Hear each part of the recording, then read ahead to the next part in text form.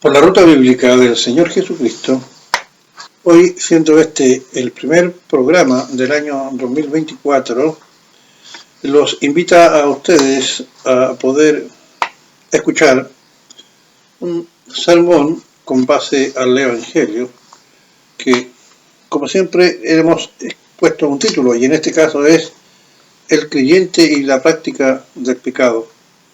¿Será posible que el creyente, una vez que se ha convertido, ha recibido al Señor como su Señor y Salvador, esté exento de cometer pecado? Es decir, que el creyente ahora no se debe preocupar, porque el pecado es una cuestión zanjada. Sabemos nosotros que hemos triunfado en Cristo Jesús, Señor nuestro, quien pagó en la cruz por nuestros pecados, y por lo tanto tenemos el problema del pecado resuelto, es decir, ya somos salvos, ya hemos conseguido la vida eterna, y por lo tanto, bueno, tenemos una libertad en Cristo, y en esa libertad debemos hacer uso como nosotros lo estimemos más conveniente. ¿Será posible que entonces lo que haga el creyente, habiendo sido perdonado de todos los pecados pasados, presentes y futuros, este hombre o mujer de todas las edades ya no tenga que preocuparse del pecado, y por lo tanto lo que haga no se constituye en pecado, porque Dios Padre mira en nosotros al Señor Jesucristo, quien llevó consigo todas nuestras cargas en su cruz, todas las cargas del pecado, y las puso allí, y por lo tanto ya no somos computados como pecadores. Evidentemente que siendo esta una verdad, es decir, que el Señor Jesucristo nos ha limpiado de los pecados pasados, presentes y futuros, sí, el pecador, el creyente, nosotros los creyentes también somos hombres sujetos de pecado. Pues bien, este es el problema que vamos a tratar de dilucidar a la luz del Evangelio con respecto al creyente y el pecado. Pues bien, queridos hermanos, quiero partir este sermón con base al amor del Señor para con ustedes, queriendo poder expresar que existe algo que pareciera ser que es un sentimiento dominante en todos los creyentes, o por decirlo menos en la gran mayoría de ellos, y es el hecho de que no se nos hable por medio de una prédica del pecado, y más aún cuando se nos dice que se nos identifica, como pecadores. Pero Eclesiastés pareciera decir que está de acuerdo con esta condición, y vamos a explicarlo. Eclesiastés 7:20 nos dice con respecto a todos los hombres, es decir, creyentes o no creyentes: ciertamente no hay hombre justo en la tierra, está hablando genéricamente, hombres y mujeres, ciertamente no hay hombres justos en la tierra que haga el bien y nunca peque. Es decir, Eclesiastés nos está señalando de que nuestra condición, nuestra naturaleza humana, de tanto creyentes como inconversos, nos hace llevar sin Cristo o con Cristo, nuestras conductas están sujetas al pecado, es decir, que somos hombres de pecado. Luego el Evangelio nos da una explicación un poquito más clara al respecto, una explicación clara en Gálatas 3:17, porque dice: porque el deseo de la carne es contra el espíritu, y el del espíritu es contra la carne, y estos se oponen entre sí para que no hagáis lo que quisierais. Es decir, cuando nosotros los creyentes, valga la redundancia, creímos en Cristo, aceptamos al Señor como nuestro Señor y Salvador, evidentemente que hemos nacido de nuevo. El Señor Jesús le dice a Nicodemo: debes nacer de nuevo, de agua y de espíritu, de agua por el Evangelio, y de espíritu, es decir, por el Espíritu Santo que mora en nosotros, y por lo tanto existe una lucha en nuestro interior con respecto a lo que el Espíritu Santo nos está señalando, que estamos cometiendo pecado, y al mismo tiempo nuestro cuerpo nos está diciendo: échale nomás, guachito, que puedes hacer lo que tú quieras, porque debes ser capaz de sentir aquello que tu cuerpo te está pidiendo, es decir, hacer aquellas cosas que el Señor, desde el punto de vista de su deseo, no quiere que nosotros hagamos. Por eso que habla, porque el deseo de la carne es contra el espíritu, y el de espíritu es contra la carne, y estos dos se oponen entre sí para que no hagáis lo que quisierais. Cuando el Espíritu Santo nos advierte contra el pecado, nos está diciendo: párele, que el cuerpo no le mande, sino que le mande el espíritu, es decir, aquello que el Señor quiere que usted, por su Santo Espíritu, haga como creyente. Es decir, en este versículo nos está dando la explicación de cómo pensamos y obramos todas las personas, ya dije, grandes y chicos, hombres y mujeres, como creyentes. Más alguno podría argumentar, existe la libertad en Cristo, pues. Y ahora se nos dice, o usted nos está diciendo, con base al Evangelio, que el Señor nos está prohibiendo que hagamos uso de esa libertad. En Gálatas 5.1 dice, estad pues firmes en la libertad. Hay una libertad, hay que estar firmes, estad firmes en la libertad con que Cristo nos hizo libres por medio de su sacrificio en la cruz. Y no estéis otra vez, y ahí está la condición, y no estéis otra vez sujetos del pecado. Es decir, tenemos una libertad para andar en el Espíritu, es decir, como Dios quiera, y no como nuestro cuerpo nos dice. Por eso dice, y no estén sujetos del yugo de esclavitud, es decir, del pecado. Ahora, el Evangelio nos contradice, pero el Evangelio nos contradice, es decir, nos contradice como seres humanos. Cuando hacemos justamente argumentos como hombres y fuera del contexto bíblico, pues el Evangelio nos está advirtiendo en Romanos 2, 22 al 24, cuando nos dice, 22, tú que dices que no se ha de cometer adulterio, ¿cometes adulterio? ¿Tú que abominas a los ídolos, cometes sacrilegio? Es decir, nosotros los creyentes decimos que no debemos adulterar cuando enseñamos el Evangelio. Sin embargo, ¿cuántos de los creyentes en el día de hoy han abandonado su familia, han abandonado a su esposa y se han juntado en yugo desigual, inclusive con un incrédulo o con una incrédula fuera del matrimonio? ¿Acaso el creyente allí no está adulterando? O como también dice, tú que abominas a los ídolos, ¿cometes sacrilegio? Ídolo es cualquier persona, cosa o algo que nos colocamos por encima del Señor. No se olviden que el Señor dice que el que ama a padre, madre, más que a mí, no es digno de mí. Es decir, debemos colocar al Señor por encima de todas las cosas. Amarás al Señor tu Dios con toda tu alma, con todo tu corazón. Es un mandamiento. Y cuando nosotros colocamos otro tipo de hechos, personas o cosas por encima de la importancia que debería tener Dios en nuestras vidas, estamos cometiendo sacrilegio. ¿Lo hemos hecho nosotros los creyentes? Evidentemente que sí. Ahora bien, debemos entender que el contexto bíblico, la libertad en Cristo recibida por nosotros en arrepentimiento, por medio de la fe en su muerte de cruz, para perdón de pecados, es explicada en su pleno significado en estos pasajes de Romanos 8, del 2 al 4. Porque dice así, porque la ley del Espíritu da vida en Cristo Jesús, me ha liberado de la ley del pecado y de la muerte. Es decir, somos salvos, hemos sido liberados del castigo que merecemos nosotros por nuestra transgresión, por nuestros pecados. Porque lo que era imposible para la ley, porque nosotros debíamos cumplir la ley, pero nadie puede cumplir la ley, creyente o no creyente, porque lo que era imposible para la ley, por cuanto era débil por la carne, porque nuestro cuerpo, se ha dicho no adulterarás, y sin embargo ya hemos visto, adulteramos. Se ha dicho que no codiciaráis, sin embargo codiciamos. Se ha dicho no levantaréis falso testimonio, y sin embargo muchas veces hablamos mal de otro, o decimos este es así, este es así, y lo hacemos solamente porque nos tinca, como decimos en el buen chileno, pero no lo hacemos en base a una evidencia verdadera. Entonces, porque lo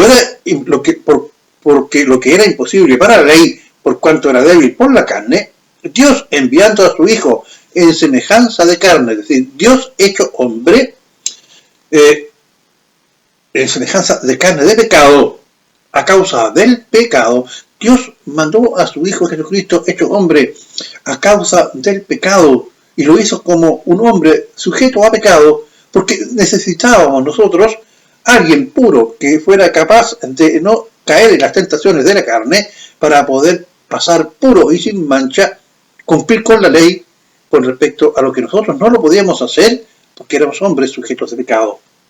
Porque lo que era imposible para la ley por cuanto era débil por la carne, Dios, enviando a su Hijo en semejanza de carne de pecado, semejanza de carne de pecado. Él se hizo de carne, pero semejanza de carne de pecado, porque esta carne jamás comete pecado, la del Señor Jesucristo.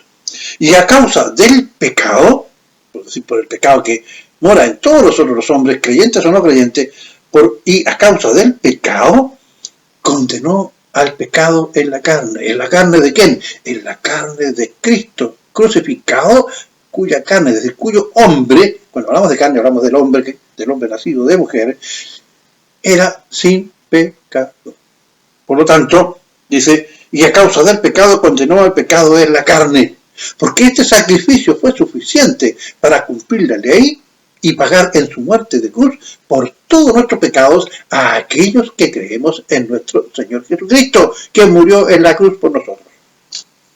¿Para qué? Ahora vamos a ver el 4. Para que la justicia de la ley, ¿se dan cuenta?, se cumpliese en nosotros. ¿Por qué? Porque el Señor Jesucristo lo pagó por ti y lo pagó por mí. Porque la justicia de la ley se cumpliese en nosotros.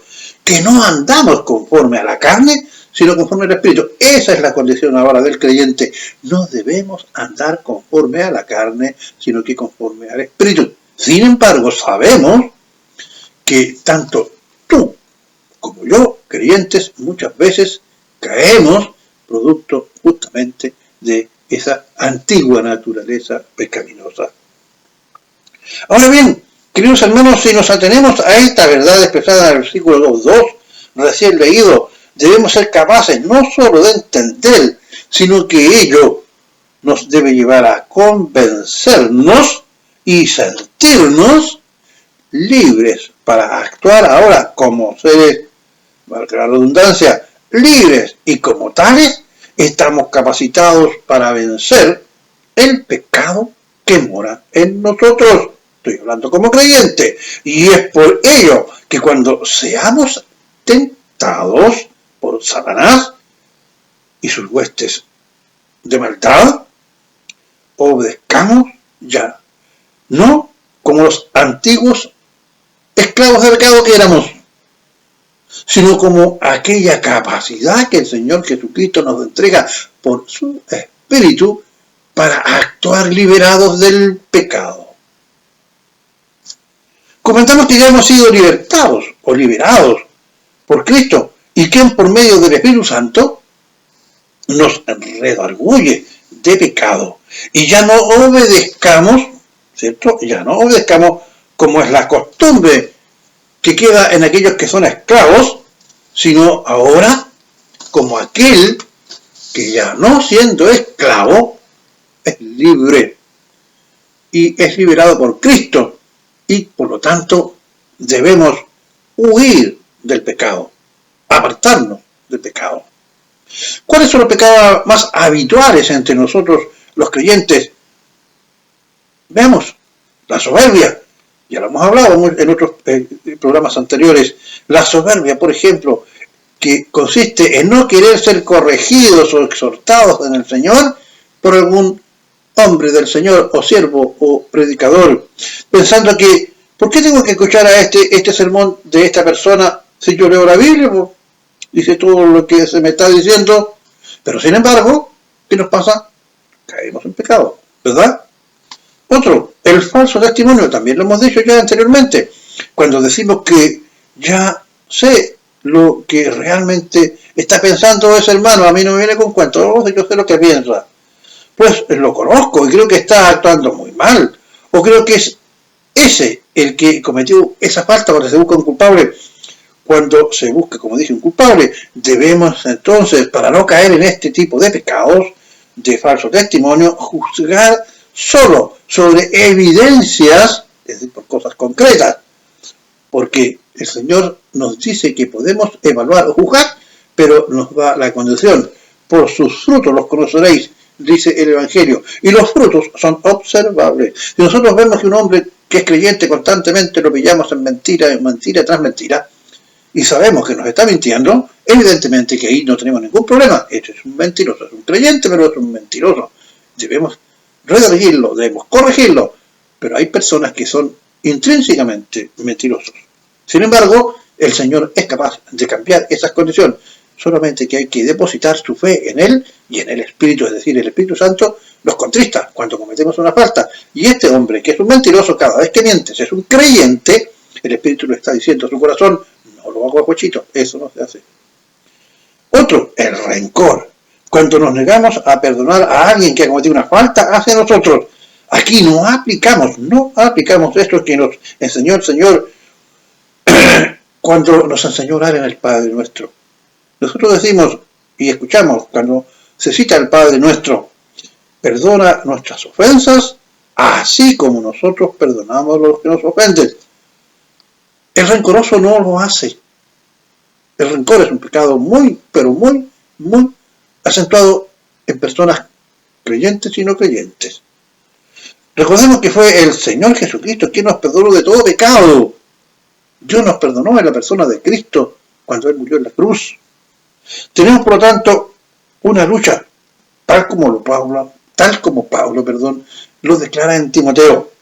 Timoteo 6:12, pelea la buena batalla de la fe. Una pelea es algo que se hace con fuerza, con una conducta muy potente, es decir, con una agresión, con una lucha, con una batalla contra algo, y en este caso contra el pecado.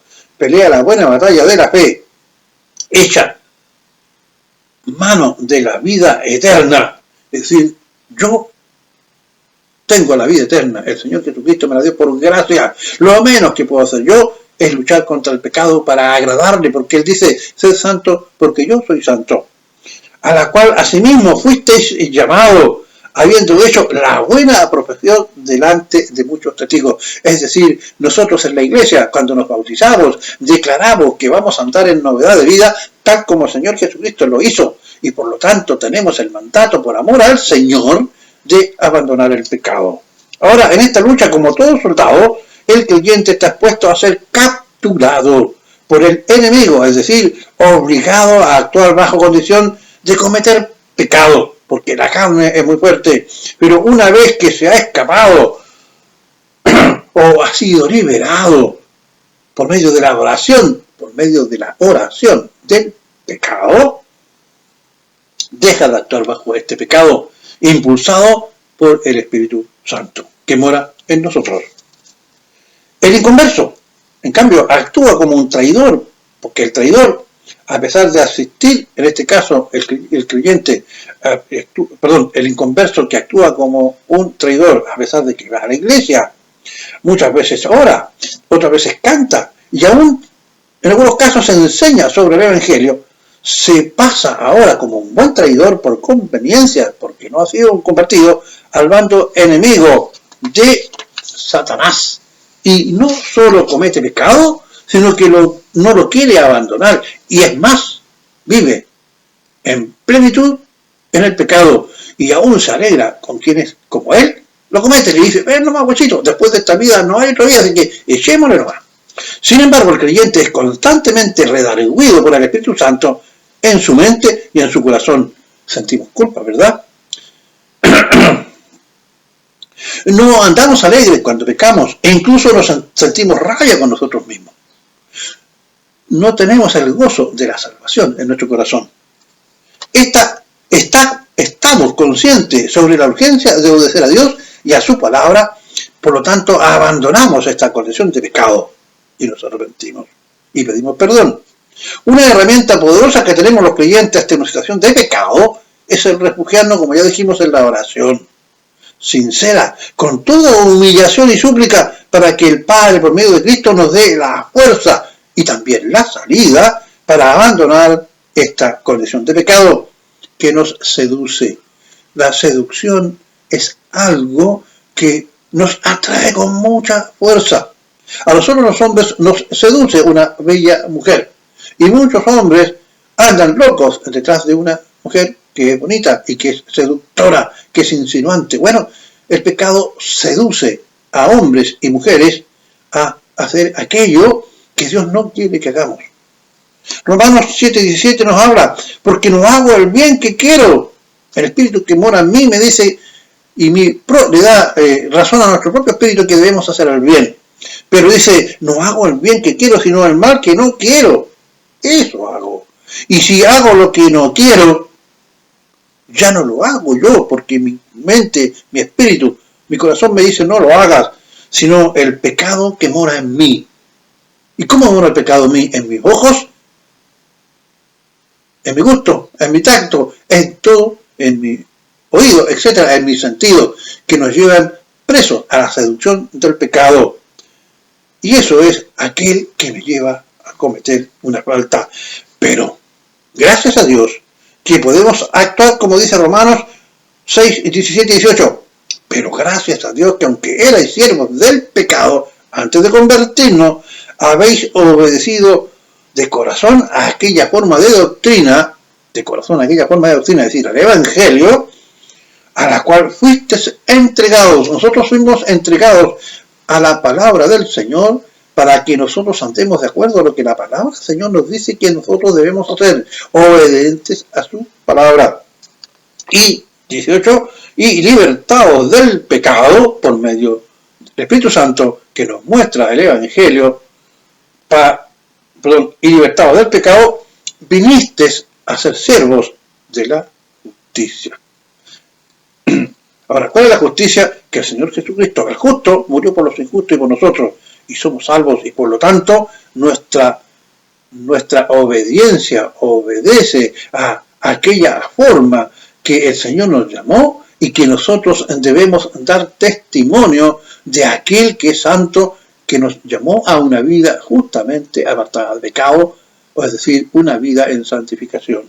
Ahora, por Cristo Jesús hemos sido liberados de la esclavitud del pecado, aunque el pecado, como ya dijimos, aún mora en nosotros y se opone a nuestro verdadero ser, que no le pertenece al pecado, le pertenece al Señor Jesús ahora, ¿verdad? ¿Quién nos ha comprado? Y Él nos compró, fíjese usted, a precio de sangre, su sangre, que fue derramada en la cruz. Él murió por ti y murió por mí. Por ello es que como buenos soldados, tal como ocurre en el frente de batalla, en una guerra sangrienta, en el que nuestro enemigo es Satanás y sus huestes malignas, que nos seducen constantemente por medio del pecado que vive en nosotros. Ahora debemos luchar incansable y constantemente, pues tenemos la esperanza de que triunfamos en Cristo Jesús, pues Él luchó y triunfó por nosotros. Nosotros los creyentes sabemos que nuestro galardón está en el cielo, en la vida eterna, es la esperanza que mora en nosotros, y esta esperanza nuestra que nos debe impulsar a luchar contra el pecado, que debe ser como un soldado sin cuartel, constante y firme. Sabemos que la victoria final es nuestra, ya lo dijimos, pues por medio de la muerte de cruz de nuestro amado Salvador, tenemos la lucha final ganada, ¿verdad? Cristo venció al pecado y a la muerte para que cuando seamos llamados ante la presencia de Dios Padre, Él nos mirará como si nunca hubiésemos pecado. Finalmente debemos decir, si es cierto que el creyente es un pecador y debemos ser exhortados y redarguidos de pecado para apartarnos de él, por lo que debemos también luchar constantemente contra el pecado. Y esta es una batalla, tú que me estás escuchando, me estás viendo, esta es una batalla que tú y yo como creyentes durará toda nuestra vida hasta el día que el Señor nos llame al lado de su presencia. Por la ruta bíblica del Señor Jesucristo, le ruega al Señor para que nosotros tengamos la fuerza necesaria para poder apartarnos de pecado, para poder orar, para poder pedirle el socorro al Señor y fuerza mediante su Santo Espíritu, para no ser creyentes que estemos más presos del pecado, sino que vivamos una vida de santificación y podamos dar un buen testimonio de nuestro amado Señor Jesucristo. Si este programa le ha sido útil para usted, compártalo. No tenga miedo, estimado hermano, de poder reconocer que es un sujeto de pecado, pero sí tenga la conciencia y la certeza que su comportamiento debe ser una lucha constante contra el pecado y buscar la ruta de la santificación al cual el Señor Jesucristo nos llama Cuando en una iglesia no se predica esta condición de pecado, muchos hermanos viven una vida de engaño, porque evidentemente son sujetos de pecado y el Evangelio, y lo que es peor, nuestro Señor Jesucristo, es blasfemado por los gentiles o no creyentes por causa de nuestra conducta, que muchas veces es desobediente, y que nosotros, por no ser redarguidos de pecado, creemos que lo estamos haciendo bien. Los padres deben amar a sus hijos, debemos amar a nuestras esposas, debemos ser capaces de servirle. Nuestras esposas deben amar a sus maridos, deben amar a sus hijos. Los hijos deben amarse entre ellos inextrañablemente, obedecer a sus padres en todo, porque eso es agradable ante el Señor, y sobre todo, ser hombres y mujeres humildes, amadores del Señor, conociendo la palabra y estudiando el Evangelio, a objeto de que cada día el pecado sea menos visible y sea más pronto abandonado de nosotros, de tal manera que seamos fieles testigos de nuestro Señor Jesucristo, al cual debemos parecernos cada día más. Reconozcamos con humildad y pidamos perdón al Señor cada día en la oración, que nos libre de las tentaciones y del pecado, porque todos los días tú y yo, como creyentes, cometemos pecado. No lo digo yo, es el Señor, por medio de la palabra, quien nos advierte que somos sujetos de pecados, porque está en nuestra naturaleza. Que el Señor les bendiga, y será hasta un próximo programa. Por la ruta bíblica del Señor Jesucristo, se despide de ustedes